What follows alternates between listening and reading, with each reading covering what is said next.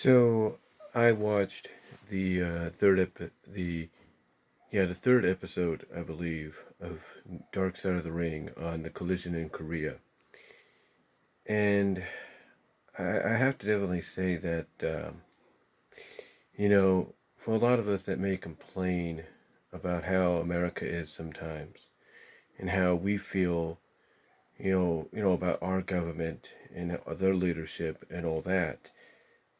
I'll put it to you like this: I'd rather live in this country, you know, knowing the enemy we would have, but also having the freedoms that this country stands for, instead of going and living or even visiting a country, of an enemy that we know of, but we have no freedom and treats everybody, including its own citizens, you know, with tyranny and dictatorship. That that would be my choice, to live here over that. And to say that basically it's like night and day between both sides, between traveling from America to Japan. That's one thing. That's like a total different environment, total different world. It's like it's the same world, but you're in a different country, but you have freedoms. You don't have to worry about being restrained or anything like that. But when you go from Japan to North Korea, it's like you're heading into a different world, a different civilization, lost in time, if you will. It's just one of those kind of situations that you could tell that you could tell basically that the wrestlers, were okay doing this at first, leaving the U.S. to go to America. I mean, not America, but to go to Japan. They were cool with that. They liked it. They enjoyed the trip, and everything. They got to go with Muhammad Ali and Antonio Inoki, thinking, this is a great trip. But suddenly that all changes the moment they go onto the tarmac in Japan, and there's a North Korean plane waiting for them. But it's not just any plane; it's a military plane, and it almost and it and you have to see this special to kind of hear it from the mouths of Scott Norton, Too Cold Scorpio, Sonny Ono, Eric Bischoff. I can't think of his name, but a guy that covered the World Peace Festival that year from CNN. You just have to hear it from their mouths, because it's like it's a total it's totally night and day. And it's like, again, if you're paranoid about how the government is here and how you feel they're watching us, they're spying on us, put yourself in the shoes of people that visit or even live in Korea, mostly North Korea. Put yourself in those shoes. And they covered that. They covered that to an extent, to a T here. It's basically like, as soon as they got on that plane, they knew basically things were going to be different. Things were going to change. And they did. And they changed for the worse.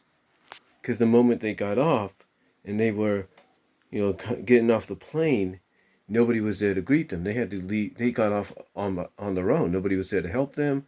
Nobody was there to escort them or anything.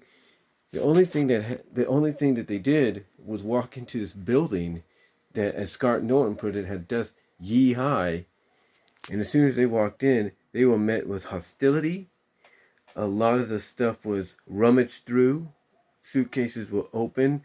Things like Walkmans and stuff were taken. The passports taken. It was like a totally, and they were assigned different area. What's the one I'm looking for? Arians or Azans or whatever they're called. Basically guides to keep an eye on them 24/7.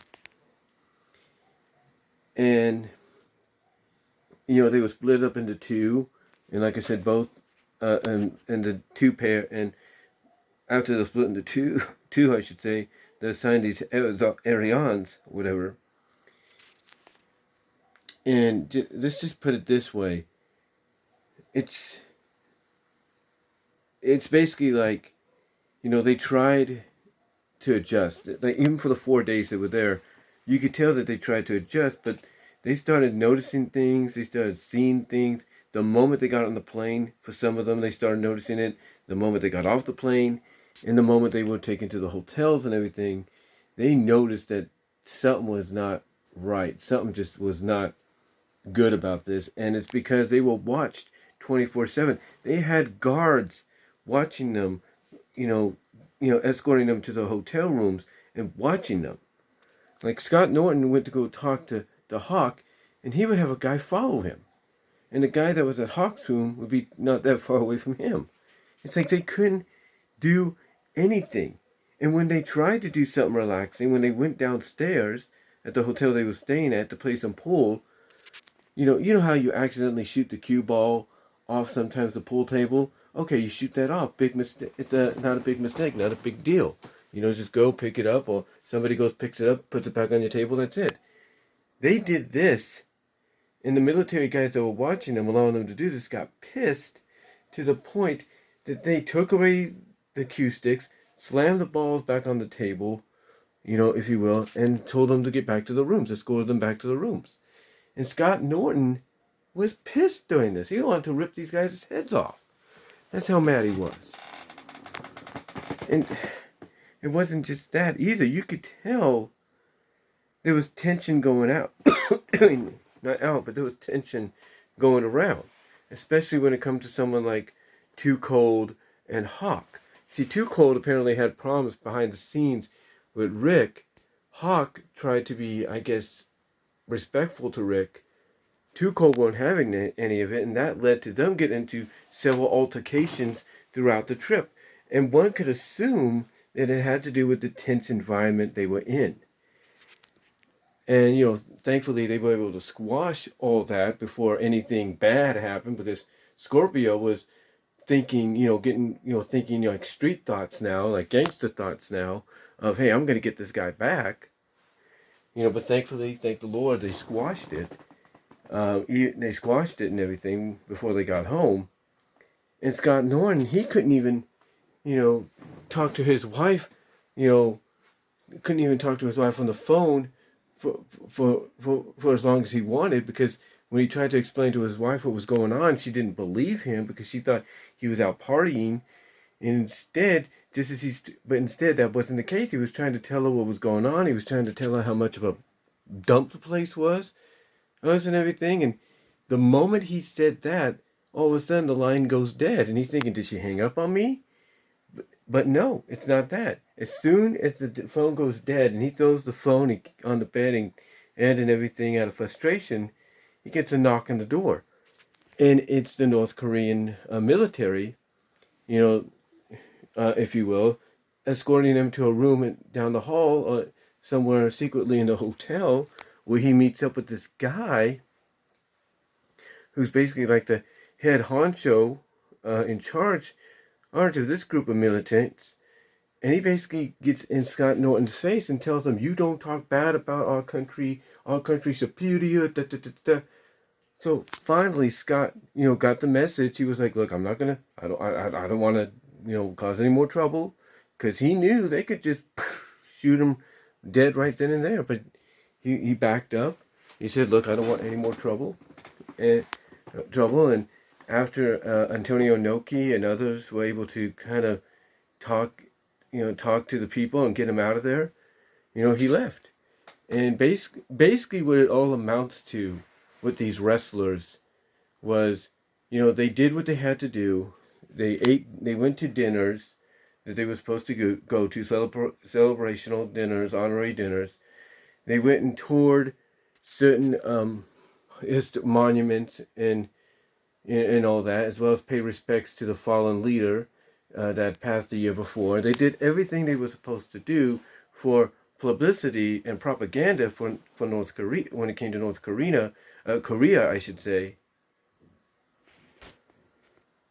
Like I was saying, they did what they had to do.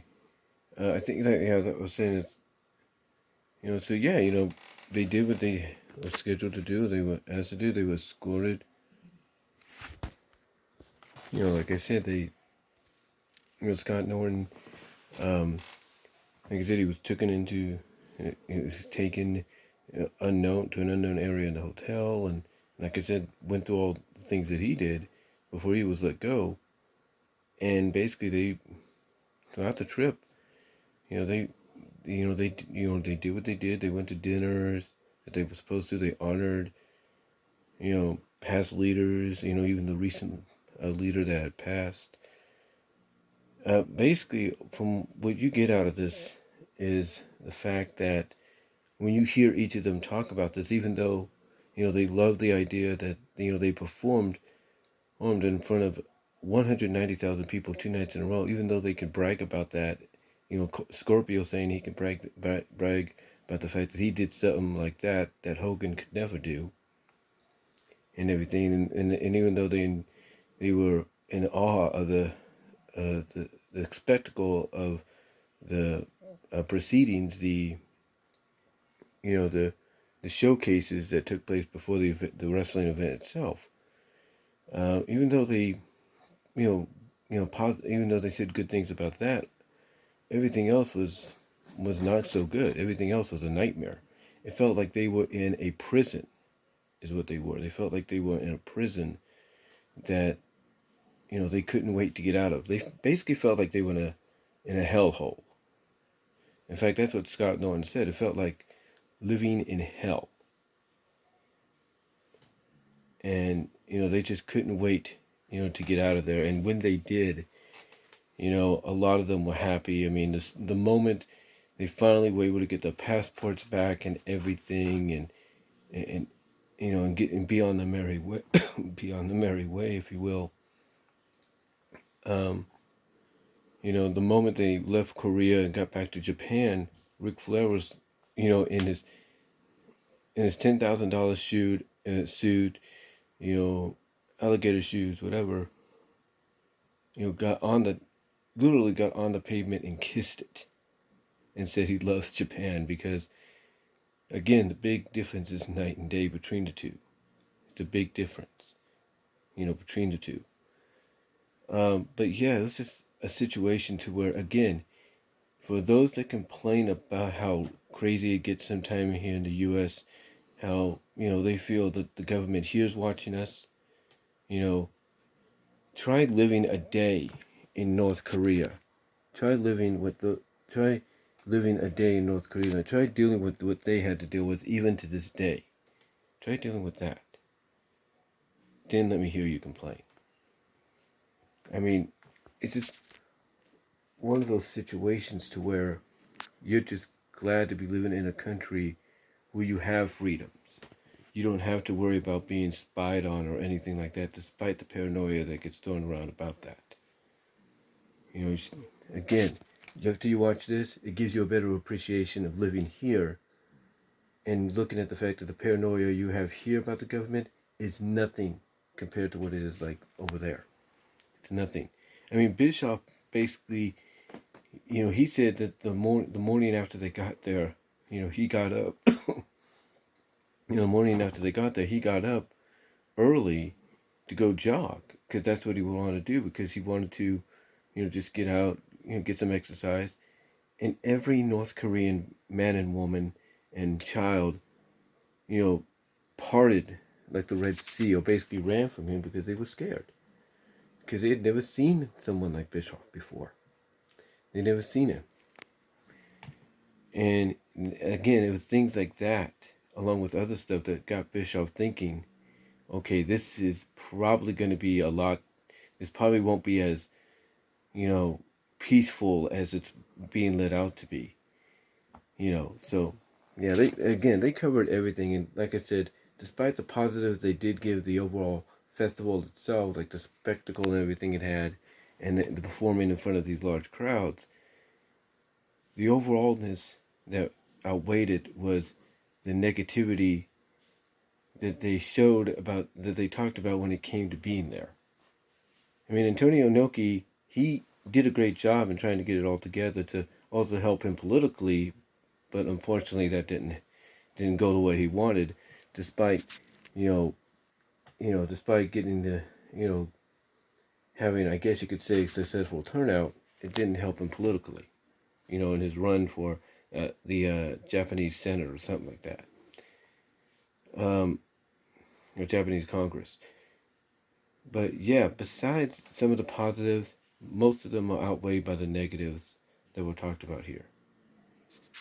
And again, after you watch this, it really makes you appreciate what you have here. And that, again, if you think for 1 second that you're being paranoid about what you believe the government is doing here, it ain't nothing compared to Korea.